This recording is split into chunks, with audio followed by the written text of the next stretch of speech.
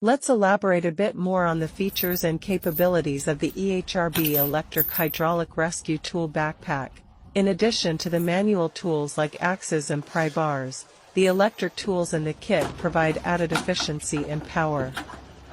The expanders, cutters, and door openers are powered by electricity, enabling quicker and more precise operations during rescue missions. One notable feature is the remote control operation, allowing firefighters to control the tools from a distance of up to 200 meters.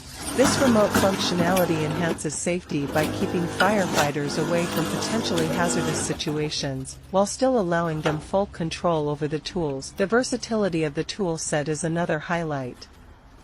Not only can firefighters use the tools to break through sturdy anti-theft doors, but they can also cut through materials like steel bars and stainless steel rods with ease using the cutter. During a rescue operation, time is of the essence, and having efficient tools can make all the difference. The EHRB Electric Hydraulic Rescue Tool Backpack provides firefighters with the necessary equipment to respond quickly and effectively to various emergency situations, ultimately saving lives and minimizing property damage.